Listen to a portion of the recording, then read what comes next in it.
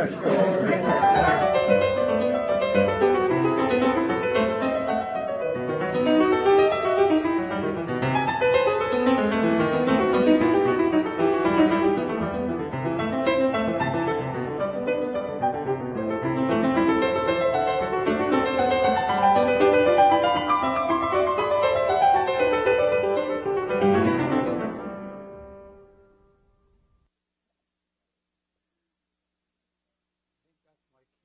Start.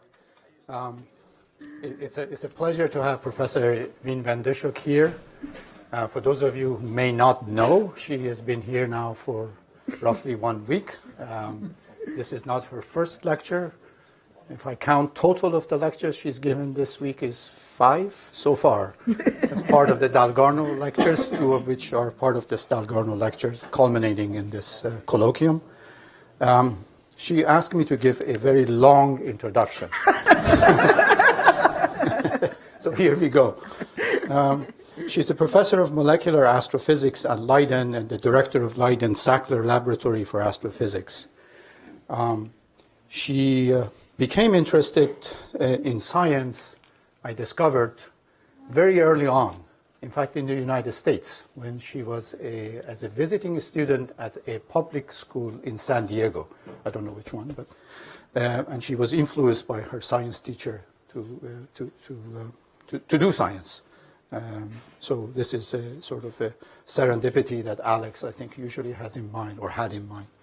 So she studied chemistry in Leiden and then became sort of mildly interested in interstellar medium and astronomy. And through this, she learned that there is a faculty at Harvard who does calculations with interstellar molecules. She had not met Alex then, but on that summer, she was on a camping in Mount Tremblant National Park in Quebec with her husband, and discovered that there was an IAU, I think, conference in the park on interstellar molecules. So she peeked in to see whether Alex was there, and Alex was. So they talked, and that's how the story began. So he invited her to come to Harvard for a few months, I think, initially in 1980. She came, and then after her PhD, and I'm going to sort of jump through, she was awarded the Society of Fellows Fellowship here at Harvard, allowed her to continue working in Alex's group, where ITAMP is right now at the CFA. Her first paper, I think, with Alex was on dissociation of OHOD in comets by solar radiation, and that was 1984. She returned to Leiden in 1990, just as the time when ISO was being launched. This allowed her to extend the range of her studies into the solid phase and so on, as you will see and learn today.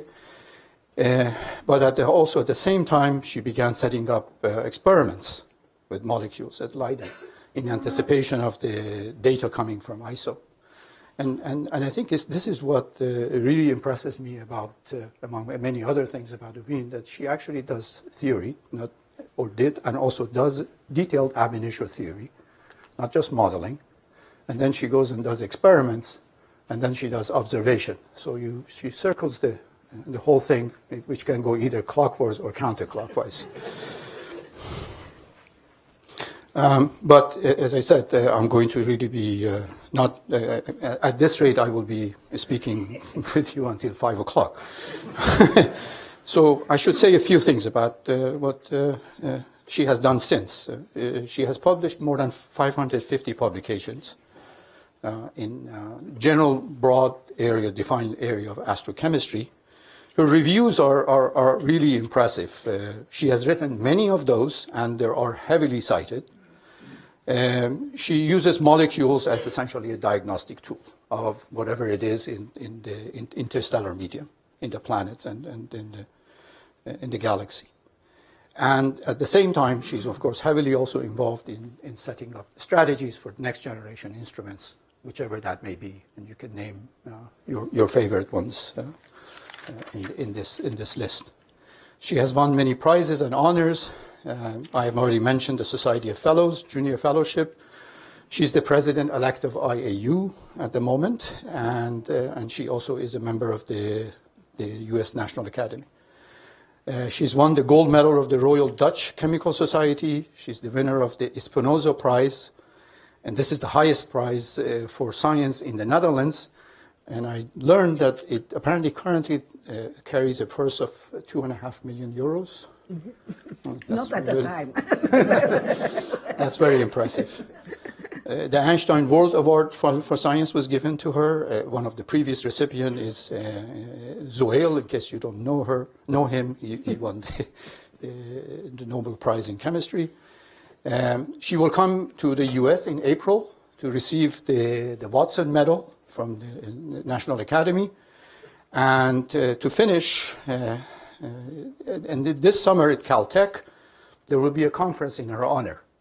And it's aptly titled Astrochemistry. So with that, please.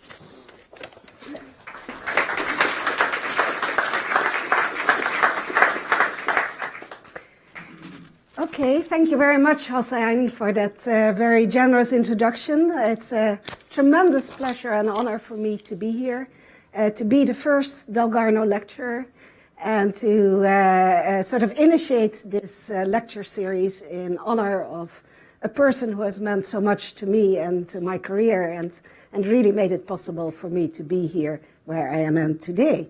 And so I really want to thank also Hossein for taking this initiative to start this lecture series, and for ITEM being my host during this week. Good. So first, let's go to a few words about Alex, because we're really with this lecture series, and I've been giving already quite a number of lectures here. During the week, we're celebrating also the career of Alex. And briefly, if you haven't been to the earlier lectures this week, this is sort of the summary of what Alex was all about. He was basically the greatest figure in the history of atomic and molecular physics, and also its applications of those physics.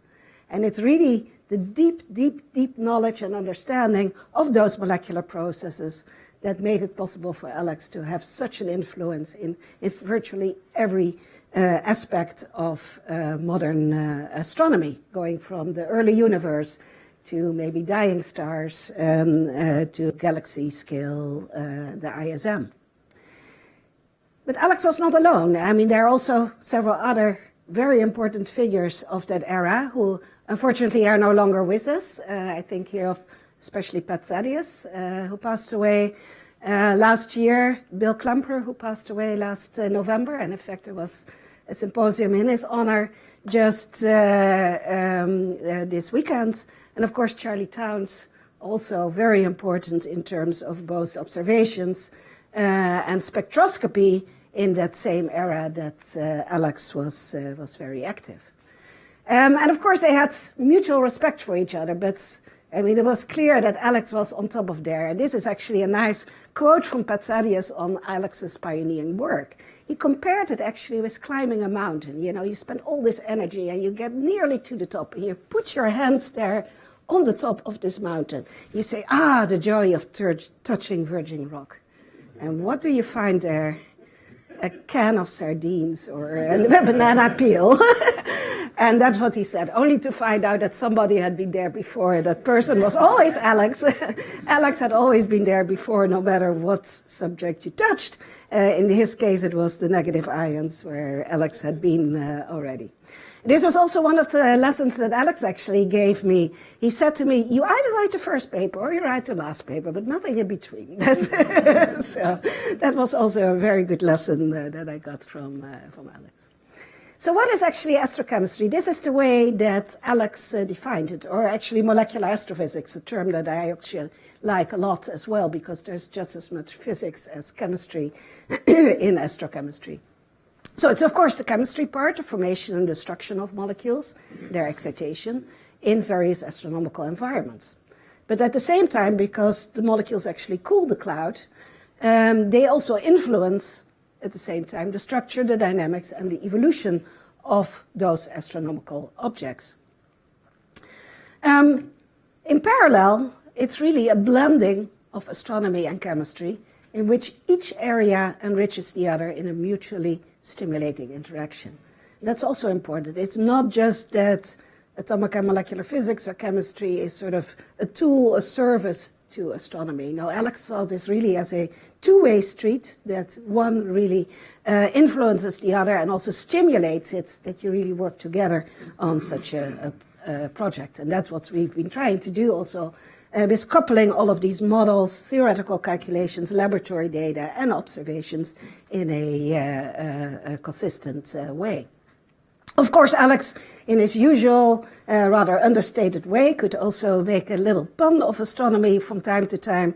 And I recommend all of you to go back and reread Alex's prefatory chapter in Annual Reviews, which is indeed called A Serendipitous Journey, where he says that, well, if you think about it, astrophysics is almost entirely applied atomic and molecular physics, because after all, most of the signals we get from space are emitted by atoms and molecules, and we have to understand the physics underlying that. Good. So if you want to read more about Alex and some of the fantastic work that he has done and some of these other anecdotes, I can recommend to you very highly here the proceedings of the symposium that was in Alex's 80th birthday honor. And that has been edited by Jim Babb, Kate Kirby, and Hossein. And that's still a very good source to go back to some of these stories. I'll come back to some of the Alex stories at the end of my talk, but now I'm going to dive into some of the the main dish sort of today, which is to study really where we stand now in terms of astrochemistry in looking from clouds to disks and ultimately to planets. And so this is one of these cartoons, in this case from Bill Sexton at NREO, that illustrates basically the collapse of a cloud to form a protostar. Because of angular momentum, you always have some rotation that leads to an accretion disk. Then you form planets in that disk, perhaps, and you get a mature stellar system, and ultimately the star runs out of fuel, nuclear fuel, and then swells up and returns material back to the interstellar medium. And molecules are associated with all of these stages of star and planet formation and also stellar death. And here you see some of the key molecules that we see in each of these phases. So diffuse cloud simple molecules like hydrides, like this H3+ ion that Alex also studied in great detail, carbon monoxide. But on the other hand, also these sturdy molecules, molecules that are actually resistant against UV photons, like the polycyclic aromatic hydrocarbons, or as Alex called them, large molecules. Because he didn't believe yet at that time in the pH identification. But the effect was more or less the same. When we go to the denser clouds, that's of course when the chemical complexity starts to grow considerably because of the higher densities, lower UV fluxes. That's where we find these very long carbon chains that, of course, Pat Thaddeus and now Mike McCarthy are studying in great detail. Molecules like water, formaldehyde, and even more complex organic molecules. When we go to protoplanetary disk, that's still a little bit of virgin territory, as we will see, because only simple molecules have been detected there so far, and we still need to figure out really what the level of chemical complexity is there. But we definitely know that when we go to comets, which are presumably part of the building blocks of planets and part of these protoplanetary disks as icy planetesimals, that they certainly have a very rich chemistry as seen in cometary compositions. And I'll touch a little bit on the results that have now come out from the Rosetta mission to Comet 67P. And then finally, when we go to stellar death, then again we have simple molecules, phosphorus-containing molecules, for example, metal-containing molecules, but also these fullerenes, like C60, that you see in that particular phase. So we find molecules, specific molecules under specific conditions, and that means that we are not only studying chemistry, but by actually choosing the right molecule, we also have a probe of the physics that is going on, if we can sort of relate the appearance and disappearance of certain molecule with certain physical conditions. And that was always the aim, sort of the overall arching goal of Alex's work, is to have both of these aspects, to study both of these aspects. If we think sort of the broader questions, which ultimately are what are the origins of planets, what is the origin of the material that makes up planets, which are basically their building blocks and perhaps the ingredients for life on new planets. And then again, a lot of that starts already in this early phase. We now look not only at the gas phase molecules, but also at the icy phase, which plays a very important role there. The first simple ices like water start to form already in this early phase, but then you have really the heavy freeze out and the formation of complex molecules like Lyon grains in this subsequent phase. And again, then you have grain growth and planetesimal formation in the disk phase as the densities get higher and the disks become more quiescent. Although we are actually learning very much thanks to ALMA that a lot of this is starting probably already at an earlier phase, already in the embedded phase of star formation. And that, of course, has very important implications, because it means if we really want to study sort of the composition of what these planetesimals are made of, we probably need to go to some of the earlier stages in order to probe that. Good. Well, we have had fantastic sort of facilities for astrochemistry over the last decades. It started with facilities like ground-based telescopes and infrared telescopes like ISO. We've had Spitzer, we have had Herschel, one of the largest astronomical telescopes in space. Of course, on the ground, we have the optical telescopes, and we have JWST coming up. I had to change, unfortunately, this slide just overnight from 2019 to 2020, but it will be launched. So that should also be a fantastic tool for many areas of astronomy, but including definitely also molecular astrophysics. And the ELTs are being built, and hopefully we'll have first light somewhere around the 2025 timeframe. Then ALMA has come online, and ALMA is really the astrochemistry machine because, of course, most of the molecules have their strongest rotational lines at microwave frequencies, and it has just been fantastic to see the data coming in, although sometimes a little bit slower than we are hoping, but it is coming. Still, a lot of astrochemistry was based on the pioneering single-dish telescopes. For example, some of the new discoveries of molecules like the benzonitrile come actually from the GBT. They don't come from ALMA.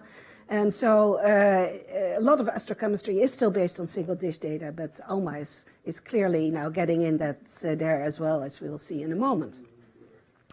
Then in parallel, there have been developments also in experiments, both gas phase and ice chemistry. Fantastic new tools that we have there, going to very sophisticated experiments using cold helium droplets to really characterize the species, cross-beam experiments, cavity ring down, and then these ultra-high vacuum surface science instruments that, for example, Karen Oberg's group now also has here at the CFA.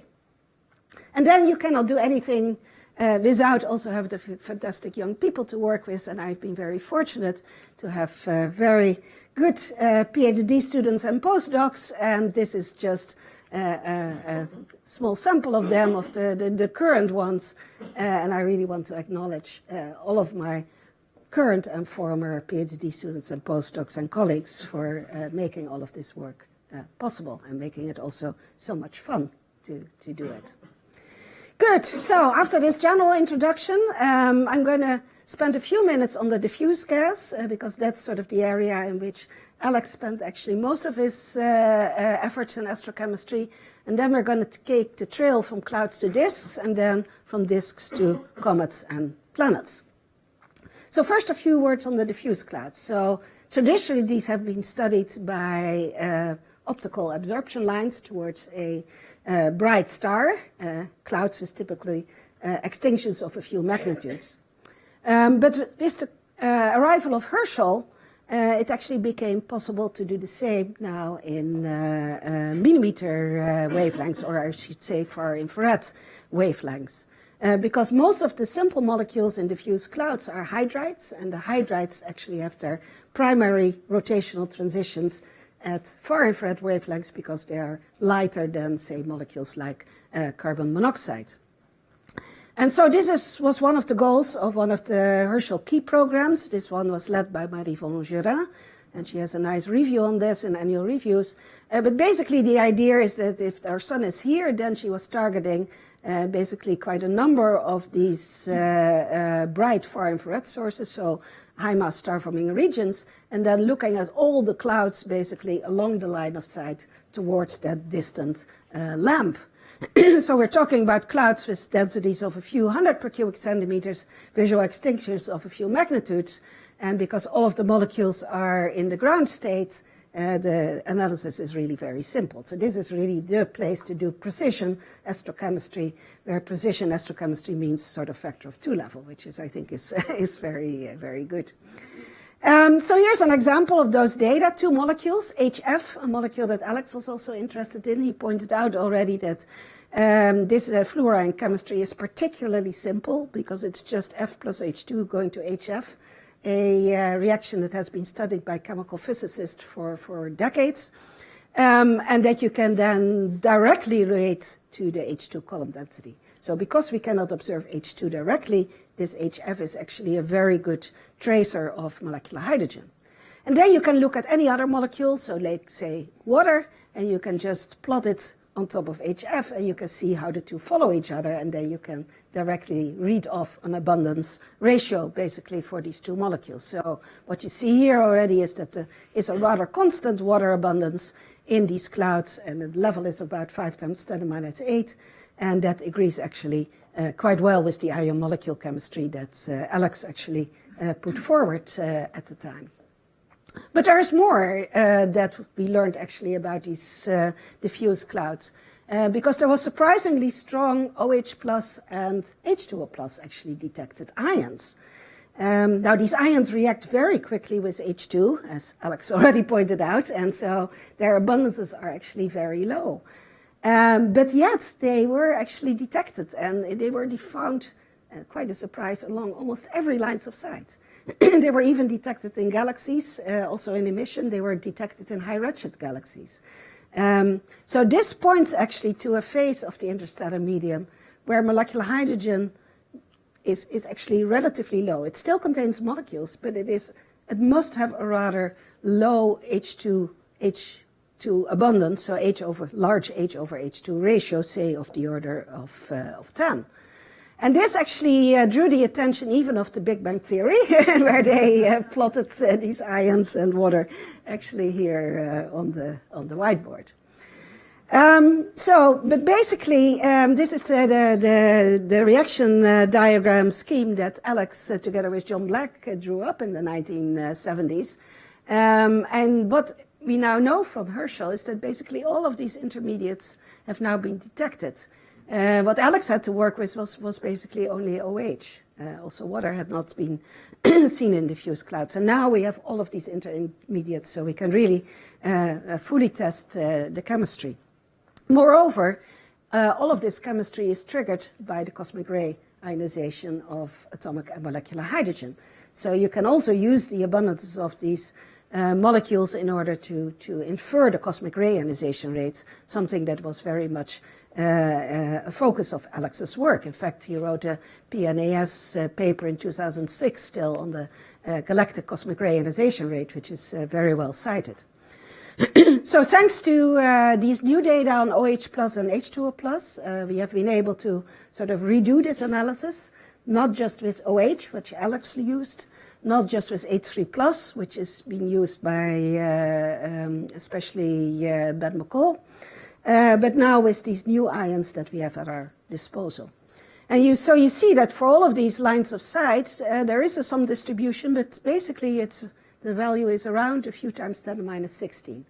A little bit higher than what Alex had originally sort of inferred, somewhere around 5 times 10 to the minus 17, but still sort of in that ballpark. There are clearly also some extreme cases where the cosmic ray ionization rate may be as high as 10 to the minus 14.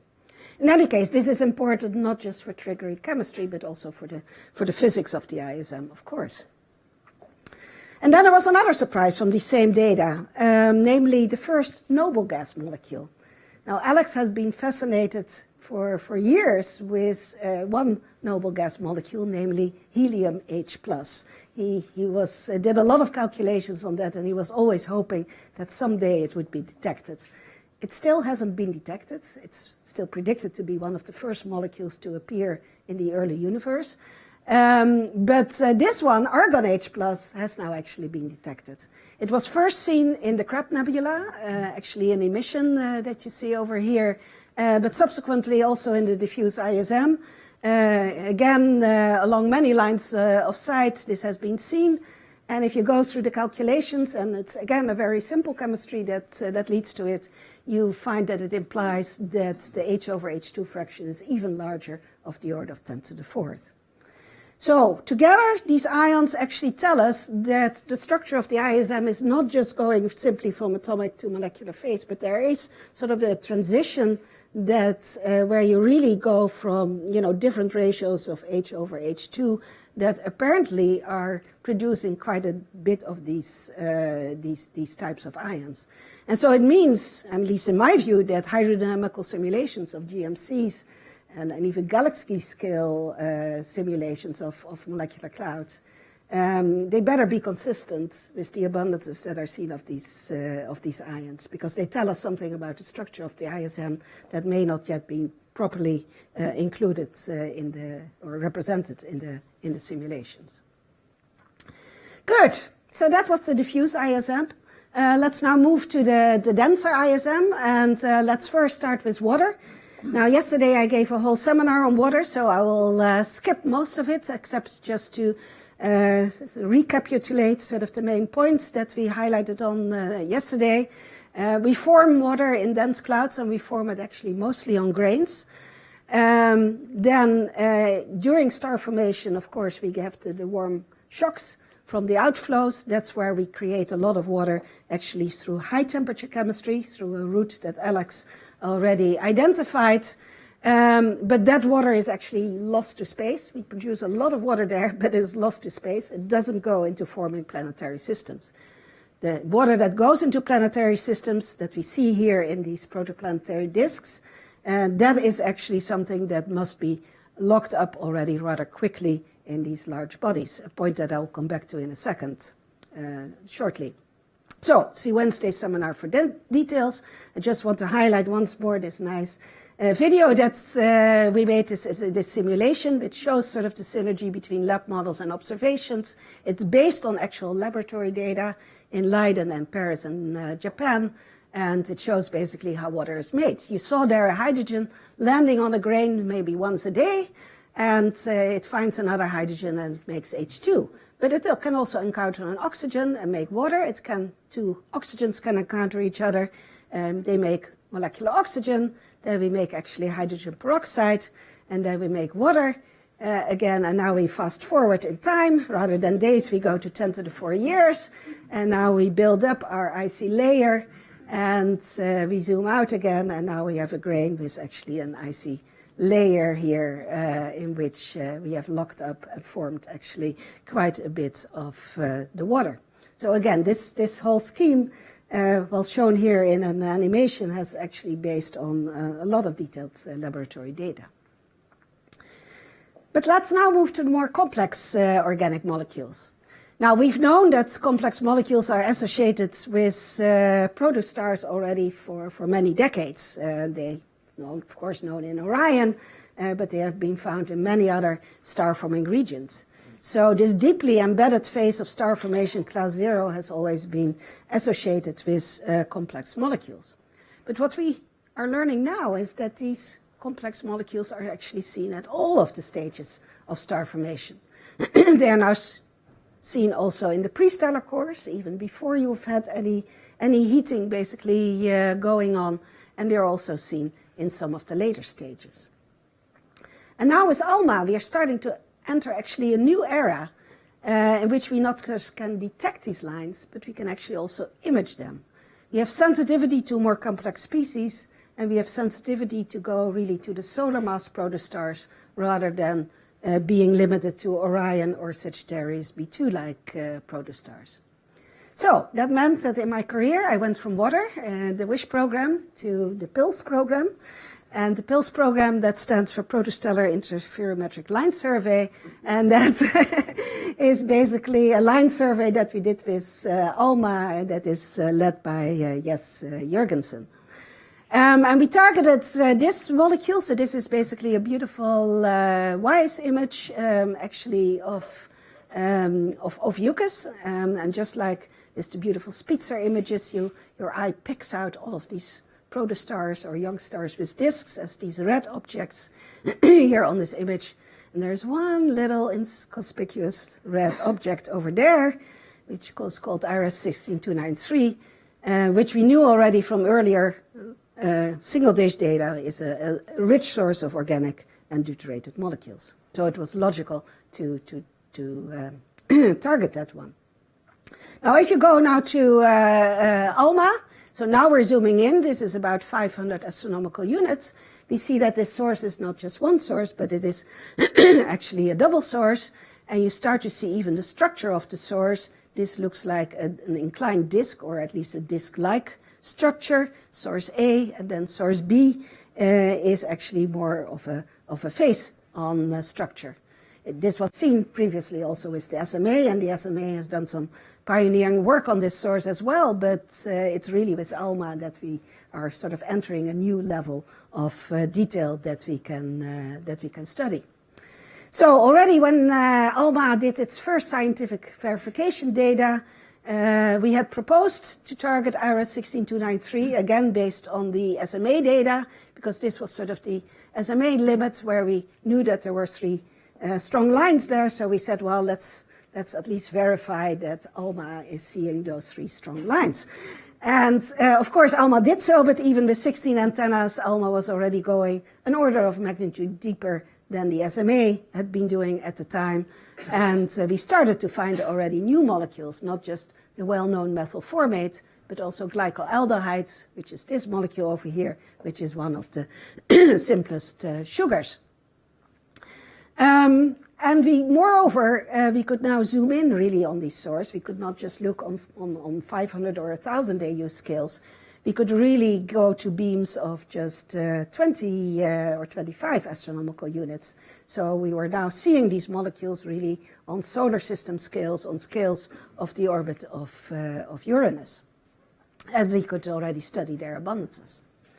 So that was the early discovery. Then we got time in cycle 2 to do a full 345 gigahertz band 7 spectral survey. And this is just the spectrum of source B, and that has already 10,000 lines, about one every 3 kilometers per second. So it's good that the lines are narrow. They're about 1 kilometer per second, so we can just separate it. But it tells you that any source that is, has just a couple of kilometers per second line width is already in troubles in terms of confusion limit.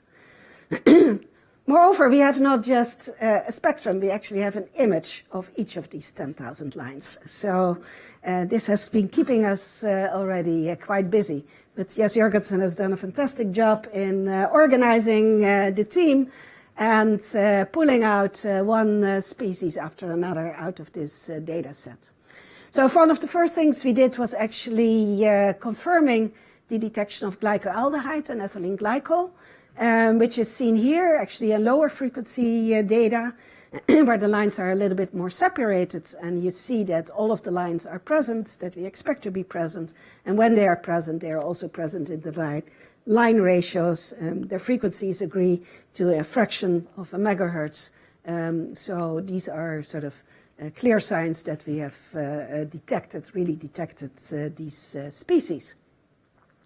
In Leiden, we also embarked on a laboratory study, especially with Harold Lidhards and his group, in order to simulate the formation of these molecules on interstellar surfaces, starting actually from carbon monoxide. Carbon monoxide is, of course, one molecule that we know is definitely present in clouds, is definitely present on the ices where it is frozen out, and then the carbon monoxide can react with hydrogen and make sort of first HCO, formaldehyde, and then ultimately going to methanol. That's a pathway that has been studied very well in the laboratory, not just in Leiden, but also in Japan.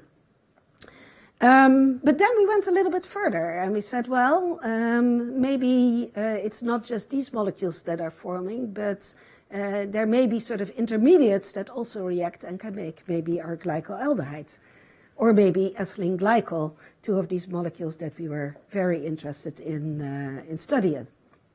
And we showed that these reactions could indeed proceed, even already at 15 Kelvin, without the need for any heating or ultraviolet radiation. So it shows basically that you can make this molecular complexity, that you don't need much of heat or UV in order to trigger sort of this chemistry. It can happen, certainly on the long time scales that we have in space, that you can already go to quite large molecules. So if we pick up our movie where we left it off, we had made our water ice. Now we are actually freezing out our CO ice, and now we're going to make some of these more complex molecules. So here we have hydrogen actually making formaldehyde on CO. Of course, the hydrogen at low temperatures is hardly the only thing that is mobile on these grains. We are making actually methanol here.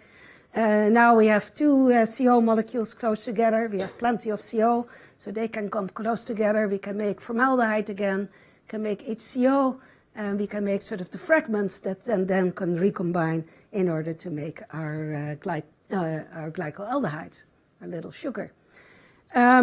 There are other routes to it that we found in the laboratory, such as this one, where we start with two HCO radicals that can come together, that make glyoxal, and then also through hydrogenation, they can make our glycoaldehydes. And then, so this is all still without UV, but of course UV radiation is present deep inside clouds through the interaction of the cosmic rays with molecular hydrogen, again a process that Alex studied in detail. And then you can actually dissociate the methanol, get a fragment, get it moving, and also then end up with glycoaldehyde. And again, we fast forward, we make our complex organic molecules. So they are mostly in the ices until the grain gets actually close enough to the protostar. Then it starts to heat up. All of that ice actually sublimates and through thermal desorption, and that's when we observe it in the gas with ALMA. So that is sort of the idea behind much of what we see in these rich line sources. So some of the complex molecules that we've now found in these young disks are listed here. We even go now to tricarbon molecules like propanol. These are molecules that are new in low mass sources. They were previously only detected in high mass sources such as Sagittarius B2. And then this one is also an interesting one. This is one of these so-called prebiotic molecules, and that's because it has a cyanide bond here, which is an OCN bond, which may be sort of the starting point of a peptide bond. Another characteristic that we have actually in these sources is very high deuterations. Deuteration fractions that go up to several percent, in spite of the fact that the overall D/H ratio is of the order of 10 to the minus 5. And this is, of course, something that Alex also worked on in great detail, the deuterium fractionation and the processes that lead to it. He studied it mostly in the gas phase, but we now know that it can also actually happen on the surfaces of the grains, because there's basically more deuterium arriving on the grain than there is hydrogen arriving on the grains. But we see sort of different classes of molecules. Some of them with relatively low fractions, some of them with very high fractions. And this may well be sort of an evolutionary sequence that can point sort of to the formation history of these molecules. Because certainly models that have been developed show that there is a clear path towards enhanced deuteration as the source evolves. So this is sort of another way in which we can get a handle on how and when these complex molecules were formed. Okay, good. So I've talked a lot about these protostars, this early embedded phase of star formation. Why not protoplanetary disks, which are, of course, much more directly related to planet formation and the sites where we have sort of the young planets where we can maybe even see them already. And we have this fantastic set of structures that we see in protoplanetary disks, again, on the scales of our own solar system. And now we start to see structure in these disks. We see these rings, these gaps, these cavities, asymmetric structures, holes, spiral structures. I talked about that already a little bit at the lunchtime, and also stressed that it is not yet clear as to what is actually causing all of these structures. But what we really need to do is put sort of these, few oddballs, well, maybe they are oddballs, in the context of sort of the bulk of the protoplanetary disks. I mean, do all protoplanetary disks look like these few bright ones that we have now studied in so much detail, or are they others? And that's how we embarked actually with Jonathan Williams and Leonardo Testi on a survey of basically all of the disks in one star-forming region, the Lupus star-forming region, which is at 150 parsec, and which is a few million years old. And here is the summary of all of these disks. We targeted them for 1 minute each with ALMA, and that was enough in order to get very high sensitivity images in the continuum of these disks. And you see here already some beautifully resolved disks, some rings, some transitional disks, but also a lot of disks that are actually not resolved. And so the question is, are the type of disks that have been studied mostly before, how characteristic are they really of the bulk of the disk population around, say, K and M-type stars, which is what we are studying here. One conclusion we could immediately draw already from these data is that you can relate sort of your flux in the continuum to a mass of dust in these disks. And then you find already that this is a cumulative plot as function of dust mass. This is here in Earth masses. Now, if you believe the standard core formation process for making giant planets, core accretion process, then you need of the order of 10 Earth masses to attract the gas to make a giant planet. Then you see already that the bulk of these disks do not have enough dust mass in order to make a giant planet, suggesting either that it happens very early or that giant planet formation is rare, or a combination of these two. And we see that actually decreasing also with age. But what I want to focus on here is really the gas, because that was the surprise. I mean, I came in this project not for the dust, but largely for the gas. And here is again the dot row shows the 1.3 millimeter continuum. In sort of decreasing brightness, so these are the brightest ones in the continuums. This is just the top 16 of these or 14 of these disks. And here are the same disks in the same order, but now in the gas. You see already with your eye, this is strong, this is strong, this is strong, nothing in the gas. Strong, nothing in the gas. Strong, nothing in the gas.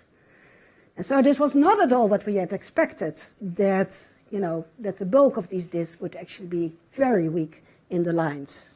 We tried to make estimates of the gas mass, but if you take sort of the traditional routes for estimating, translating CO line intensities into disk masses, then most of these would have gas masses less than 1 Jupiter mass.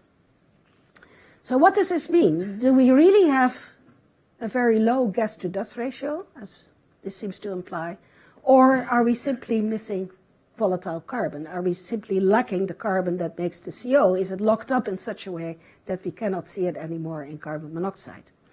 So the first explanation would make some planet formation people very happy, because low gas-to-dust is exactly the conditions that you need in order to make super-Earth.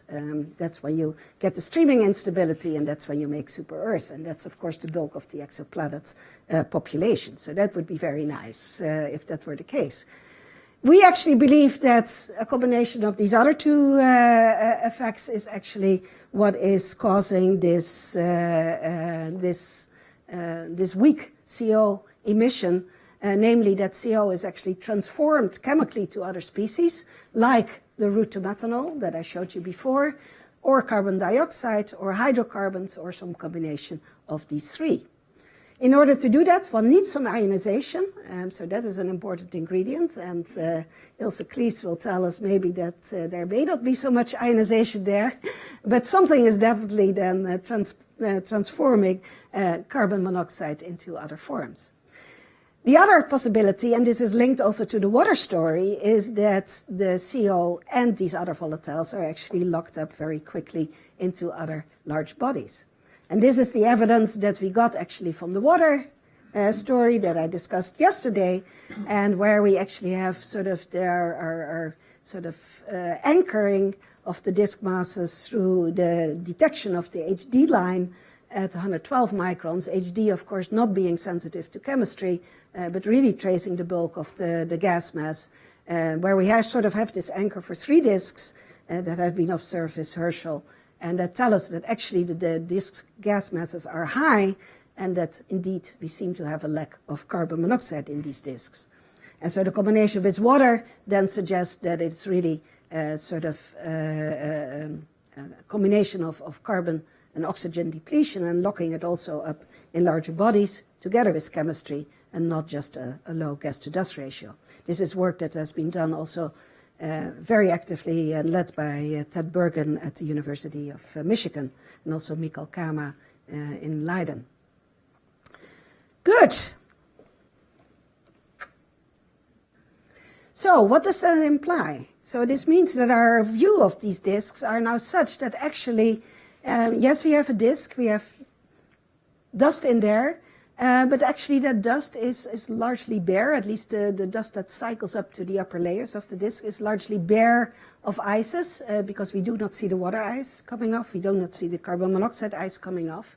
Most of it is probably locked up here in the midplane, and then sort of contained in icy pebbles that are now actually oxygen rich because of the water ice and the CO2 ice, and that have drifted in to the inner part of the disk. And there's a whole set of people that have sort of now looking at these scenarios, because it would imply that we do see some molecules in the gas, but that's actually a rather unusual chemistry, a chemistry in which is overall depleted in carbon and oxygen, but is still relatively rich in carbon because we lock up more of the oxygen in the ice than the carbon, as pointed out in the paper by Karin Öberg. So, if this is really true, if we are really seeing such weak lines from disk, then it may actually mean that most of the chemistry of planet formation is actually hidden from our view, at least when we get to this stage. And it means that if we really want to study the chemistry of planet formation, we really have to go to the earlier stages, to the class 1 stage, to the class 0 stage, where we can still see these molecules before they are all incorporated into these large pebbles that we can no longer see. Good. In the last few minutes, let me turn then to the sort of the last part. We've gone from clouds to disks. Let's now go from disks to planets. So we've looked at these icy grains, and we've grown them to pebble size. But then through processes we don't yet fully understand, they can grow to larger and larger bodies until they ultimately get to planetesimal size. And of course, planetesimals, that's just the size of comets. And comets, planetesimals, are very important because once you get to kilometer-sized bodies, then they can start to interact gravitationally with each other. And then you change the dynamics and you can go to planetary embryos and then ultimately to planets. Now, we've been fortunate to have sort of a fantastic mission by ESA over the last several years, namely actually going to a comet and following that comet for 2 years, staying in an orbit of just 10 kilometers around it, and actually also landing on that comet. And so a lot of data have been collected on the composition of this by now famous comet, 67P, better known as the duck, of what kind of material it is made of. So the idea is basically that in a young disk we observe the ices as they have just sublimated off the grains, and the comet actually measures in the coma the molecules that also have just come off the grains. So the Rosetta mission consisted of an orbiter, which had quite a number of instruments, and then the lander Philae that landed here on the comet. But I'm going to talk actually mostly about the data from one beautiful instrument, that is the Rosina instrument, which was a high-resolution mass spectrometer on the Rosetta orbiter. And why was it so special? It was special because it had a high mass resolution, a mass resolution of more than 1,000. And that was important in order to separate molecules that have the same mass. Take as an example CO and N2. CO, 12 plus 16 is 28. N2, 14 plus 14 is 28. So a lot of previous missions to comets had not been able to separate these two. But here you can actually see the two, and you can really see that whether the signal is CO or N2. Similarly here with HDO, separated from fluor or separated from 18OH. Again, that's important. And this was particularly important to separate one molecule, molecular oxygen, from other molecules that have the same mass, like methanol and sulfur. So it was no surprise that Rosetta and Rosina saw a lot of water, CO2, CH4, etc. But really, this molecular oxygen was a bit of a surprise when that came. So here is actually the mass spectrum. Sulfur, mass 32, methanol, mass 32, but the peak, this is a logarithmic scale, the peak is really molecular oxygen. And it suggested actually that molecular oxygen is the fourth most abundant molecule in comets, even though it has been completely elusive in interstellar clouds. We have great difficulties in finding it in the interstellar clouds.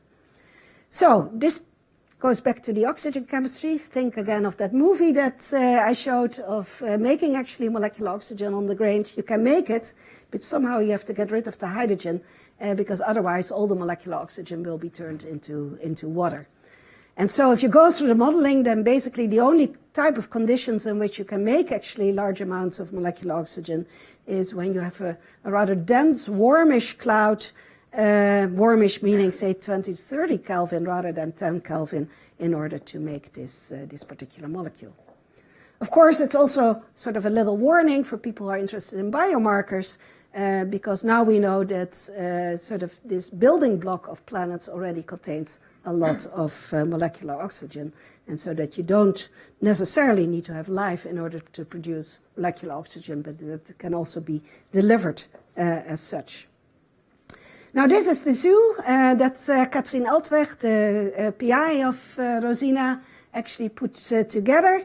And I was invited to join sort of this team as sort of the external expert on the interstellar medium connection. And I must say it has been an incredible fun to be part of these team meetings in which they were building up this zoo, so to say, going from the simple molecules, the butterflies, to the rather smelly molecules like the ammonia that you have over there, the toxic molecules that you see over here, the noble beasts, the argon, krypton, and xenon, which tell a very intriguing story on their own, to actually the king of all the molecules, namely the first amino acids that is seen there in comets, now clearly identified.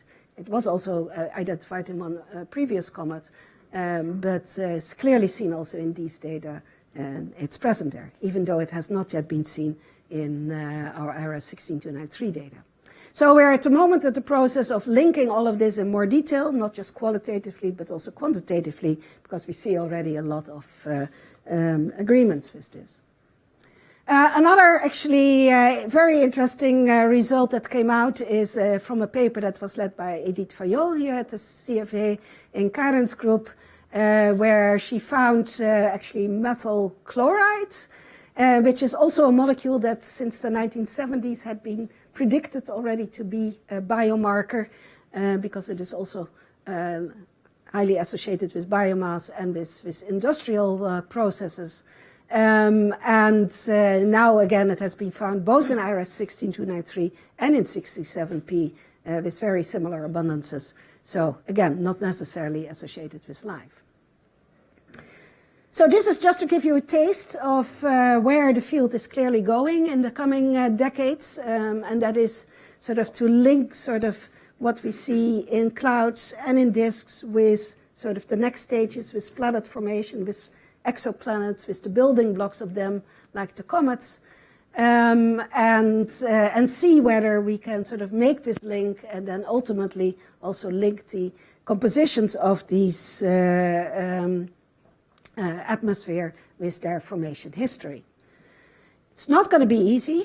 I think the potential is there. There are many, many processes that we are now know that are happening in disks during planet formation. We talked already about drifts of pebbles, dust traps, migration of planets, the reset, of course, of the chemistry in the inner disk, the potential reset of the chemistry when you enter a planetary atmosphere. But still, it's undoubtedly that a lot of things are happening in the disk, that you start out with different compositions of the molecules and elements depending on where you are in this disk, and that ultimately we should be able to unravel that story. Good, so that's my story. Let's go back to Alex. Because in 1986, Alex was getting a little bit frustrated with the astrochemist, and he wrote a very provocative paper, and he says, is astrochemistry really useful?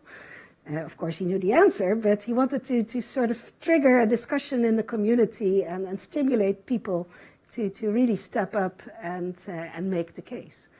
Of course, we have seen, and I've just given you a taste of this in this lecture, that molecules are physical diagnostics. They are coolants of early universe and today.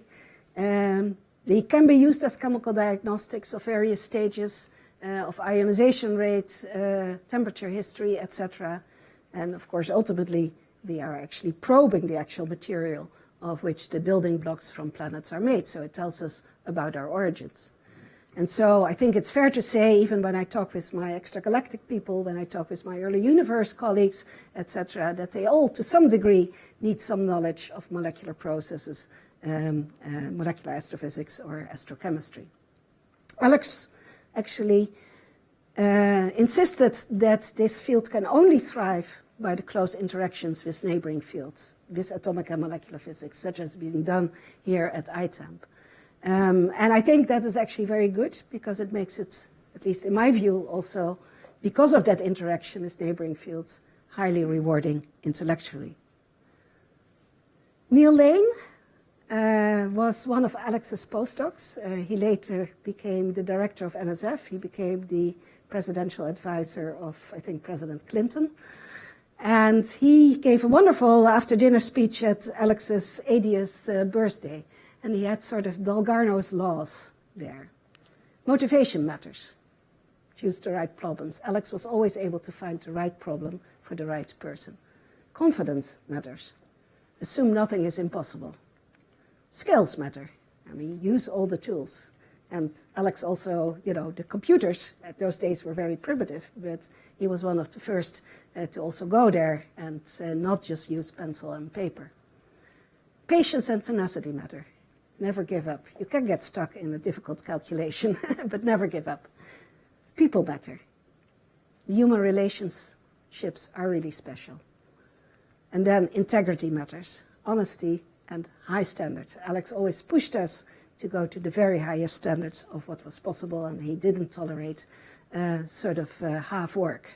Again, coming back to either you write the first paper or you write the last paper on a topic. So I want to end here. I hope that this week has been a tribute to Alex, and I want to thank him for training us so well and for carrying us so well, and also for making our field so much fun. Thank you very much.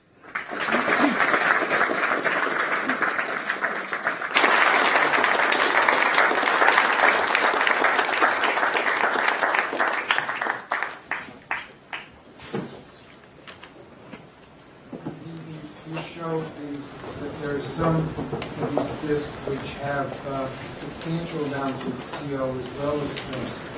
So why is there such a range in dust to CO? You only be focused on ones without the CO. Yeah. And then before you respond to that, there are a few disk stars 49 Set and H3 star being the two most prominent examples where there's substantial amount of CO gas after 30 and 40 million years. So I just want to count those from the system. Right. Yeah, so that's very interesting. In fact, we don't understand yet fully why there are a few bright ones. The brightest ones are clearly the transitional disks, so the ones that have inner dust cavities. They are probably warmer. That definitely helps with the freeze out and with the whole processing of CO into other molecules. But sort of the range as to why some are so bright or have seem to have normal gas to dust ratios and others not. I think that is still. I think we need deeper data. We just have 1 minute of integration on each disk. We really need at least half an hour of integration on each disk to quantify that better. As to the 49 Ceti case, I always felt that one was maybe still a primordial disk in which some CO could be left because it is self-shielding. In fact, if you do the calculations, we've shown that you can go down to 1 Earth mass of gas and still have CO present there that could be detected. So it depends whether it's secondary gas from, say, cometary collisions that you're seeing there, or whether it is still a primordial disk. Yeah. Along the same lines as Ben's question, when you look at the disks that don't have CO, there's corroborating evidence for a gas being there, perhaps, if you looked at whether or not they were accreting. So, for example, when disks have no gas and only dust, you expect very small, if any, accretion rate. Yeah, so and we do. Many of these disks that from the past were known to have high accretion rates, even though they have. Right. So the good thing of this particular survey is that for all of these 100 disks, we have X-shooter spectra is the VLT, which cover the full optical near-infrared range. So we actually have accurate accretion rates. There's no correlation with accretion rates of which ones have depletions or not. What there is actually a correlation of dust mass with accretion rate, which suggests that maybe an original constant factor around 100 is not so crazy after all. Right? And so that it is really the chemistry and missing the carbon that is at the origin. Oh, I see a lot of yeah.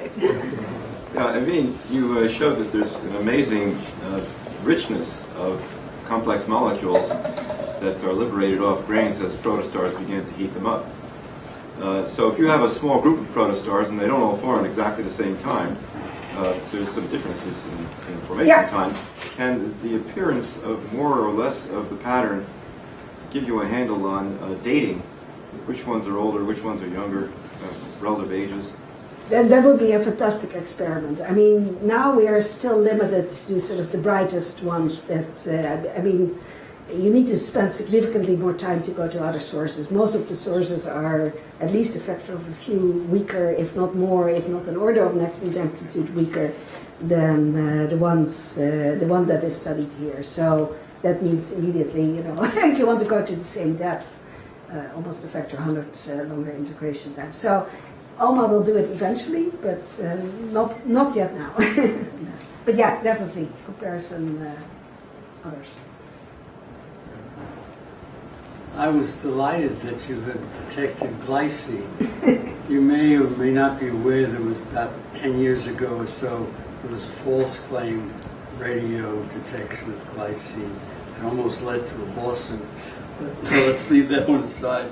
What I was curious about is what kind of limits have you set on other of the biological amino acids? Right, so I should clarify the glycine has been detected in the comets in 67P. It has not yet been detected in our PIL survey, so not yet in the interstellar medium. So we're busy setting a limit on it. I don't know yet how low it is and how it compares quantitatively with what is set in the comets, because we still have quite a number of unidentified lines, and we're a little bit careful with coming out with any claims until we really know. No, the comet is a firm detection. Yeah. No, but the unexplained lines from the comet as well. No, the comet doesn't. Well, the comet has unidentified mass sort of fragments that are still being analyzed, but the glycine detection in the comet is for in the interstellar medium. We still haven't detected it, and indeed, I was at a recent conference where there was yet another claim, but it is hard work to really identify it. But on the comet, have you put any limits on other biology? That's a good question. I don't know that on the top of my head. They've certainly been looked for, but not seen. So, yeah, the spectra there also the mass spectra also get quite complex there.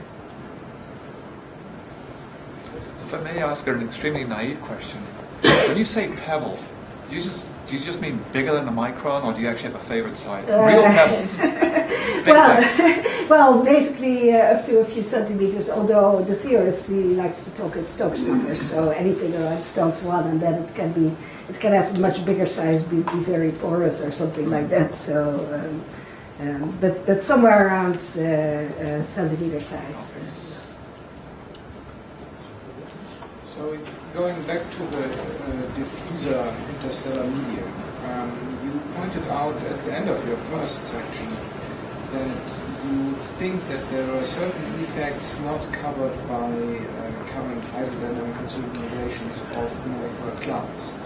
Can you go a bit deeper into that? Well, I don't know. I mean, I just think that I don't know whether they are covering it or not. I just say here's a diagnostic. You know, we see these molecules along every line of sight that we're looking.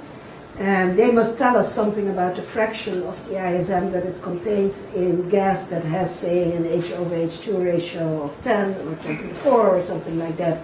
And at the moment, I don't know whether hydrodynamic simulations are actually agreeing with those observations.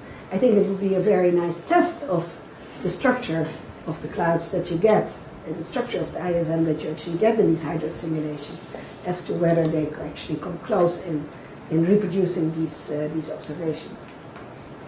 I think it's simply a diagnostic that has never been explored. People immediately go to carbon monoxide or carbon plus or something like that, but I think this is actually potentially a more interesting test for it.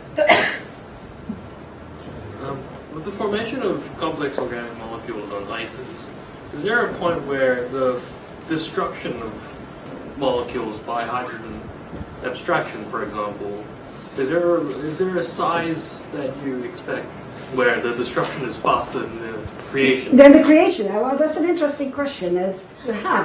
Presumably depends also on the hydrogen flux and everything. Yeah, so that's again.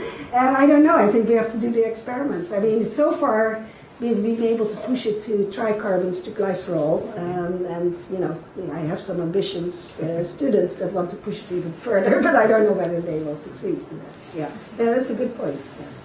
Because at some stage you go back again to the smaller fragments. Are there any more questions? I don't need to know whether she had realized what she was signing up for when I first invited her to come. But join me in thanking Ewine for